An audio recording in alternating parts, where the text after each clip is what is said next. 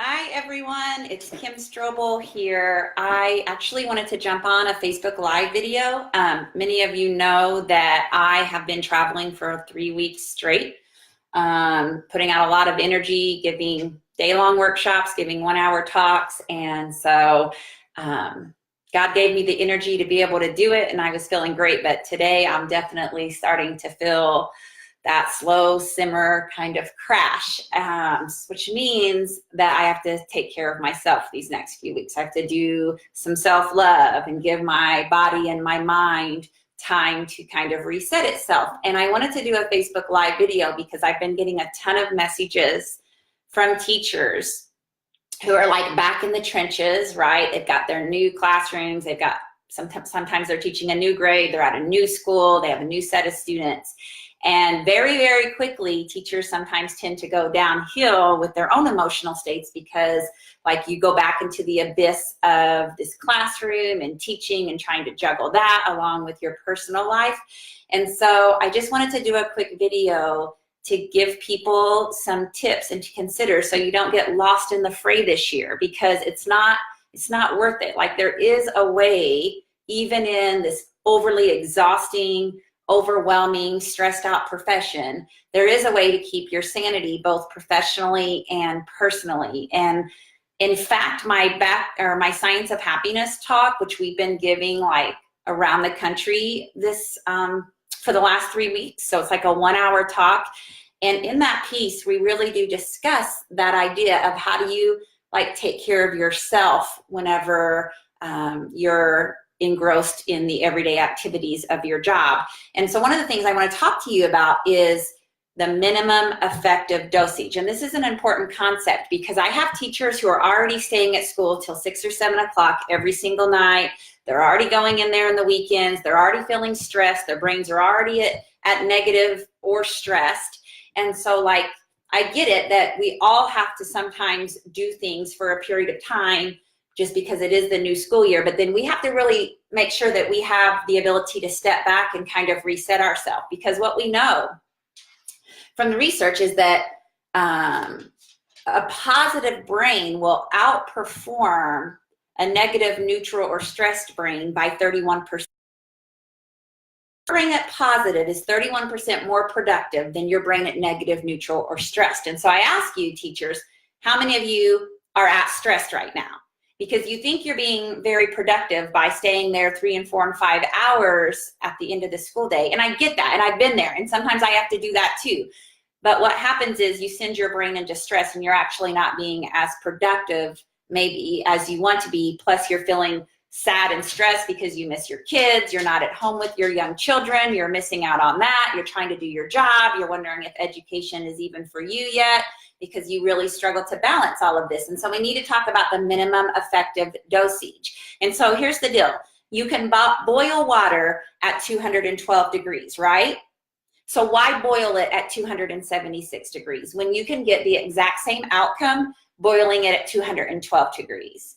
And so we have to think about that. You know, I have a teacher who came up to me a couple of years ago and she said, Kim, I've always gotten a rating of highly effective. But I also always stayed in my classroom till 6 or 7 o'clock at night. I always gave up my Saturdays, including my child's first grade soccer games, to come in and work in my classroom because it's the only way I feel like I could be ready for Monday. And she said this past year, I decided I wasn't doing it, that I was going to get out the door by 4:30 or so, that I wasn't going to give up my weekends to come in my classroom. And then I came back as only effective this year. So I'm going to have to go back to spending all those hours in my classroom so that I can get my highly effective status back. And so here's what I told this particular person. I said, Jamie, we have to have a heart-to-heart conversation, because I get it. You know, I want to be the best at what I'm doing. Teachers are very type A, they're very OCD, they're very perfectionistic. Like that's who we are. We're very driven, and we want to show up as the very best person in our classroom. And I certainly think that, you know, being highly effective is wonderful, but being highly effective and losing your joy in your personal life, losing your time with your children, losing going to their sporting events, like that's not worth it.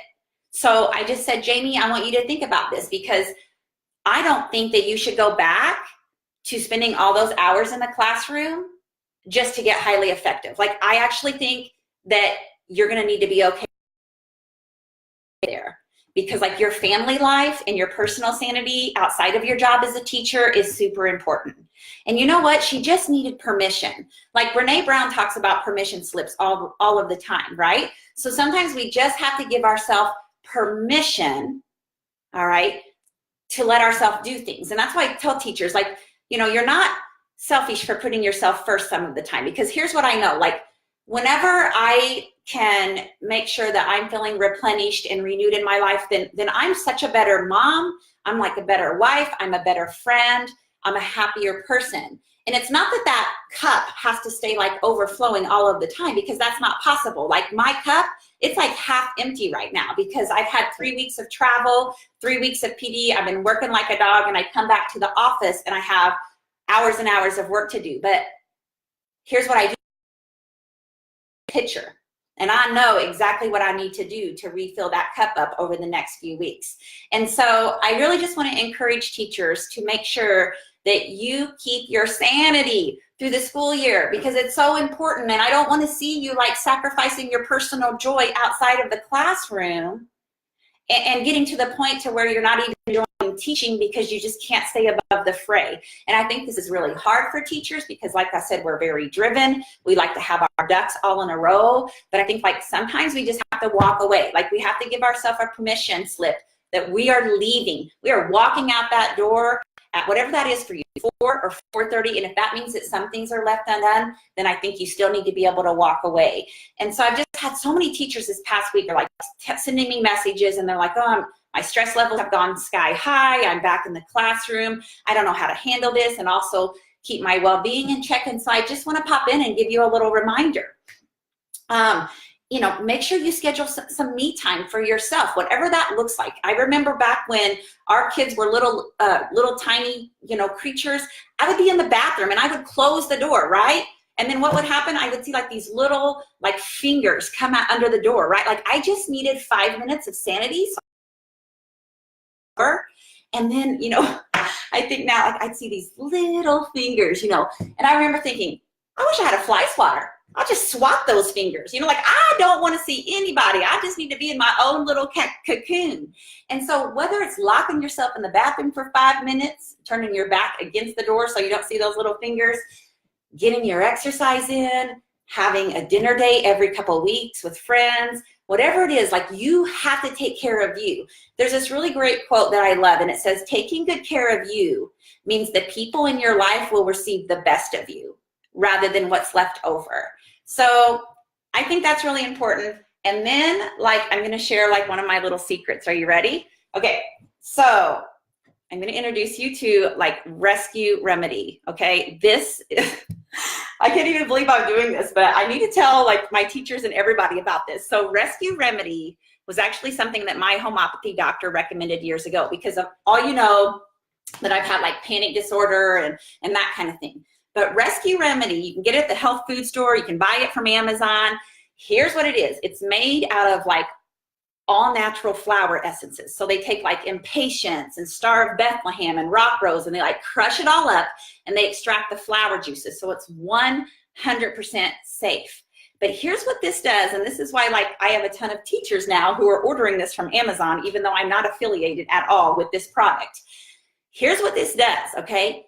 When you're feeling anxious, when you're feeling overwhelmed, when you're feeling stressed, you literally, and this is for anybody, put a few drops of this under your tongue and it works miracles. Like when I would be at Walmart having like a huge panic attack, I would take that out of my purse, put a few drops, and all it does is it rebalances your body's ability to kind of get that parasympathetic and sympathetic system back in order. We used it with my stepdaughter. You know, she used to have a fear of going to the dentist. And so we would put a few drops of this under her tongue, and then it would kind of calm her down for the dentist. And it's all natural. I even have a principal who would like call me and be like, Kim, can you like come down and give me some of that Rescue Remedy? Because I have an angry parent who's coming in. And so I just tell people like, this might help you. Like, I feel like Jerry Brooks now, but like this might help you get through the school year. It's called Rescue Remedy. If I'm feeling like overwhelmed and exhausted or irritated or I just need to get like rebalanced, I will put a few drops under my tongue. And I have to laugh because when you read the ingredients, here's what it says. It says it has rock rose for anybody who feels panic and terror. Are any of us feeling that in the classroom? Yes. It has impatience for those who feel irrational at times and don't have patience. It has Star of Bethlehem for those of you teachers who are in shock or trauma with everything that you're dealing with. And so at the ingredient list and I read like all of the things in it and how it helps you, because I think like maybe we're all having these issues at times. But anyway, I just wanted to reach out because it's back to school. I could start to tell from the messages that I was getting that people were just kind of already feeling like they're in the muck of it all. And I just wanted to say, like, you have to take care of yourself this year, all right? And you have to draw boundaries, and you have to get yourself out of that school and get your butt home with your family if that's what you want to do. Because it's just not worth it, right? And like our kids are just little for a period of time. I remember a 65-year-old woman that I met a couple weeks ago, and she said, Kim, if there's one thing I could tell these young teachers, I would tell them to get out the door at 4 o'clock, because I didn't. And I now look at all the hours and the time that I miss with my little ones that I can never get back. And I would just tell them that work is still going to be there. Just get out the door and get home, and then come back tomorrow. And yes, do the best job that you can. So there's your little reminder. Write yourself a permission slip. Give yourself permission to sometimes be imperfect, to sometimes leave things undone. Give yourself permission to make sure that your well-being is at the forefront this school year, all right? And I'm going to practice what I preach too, which means I'm going to be napping on that couch later today. See y'all.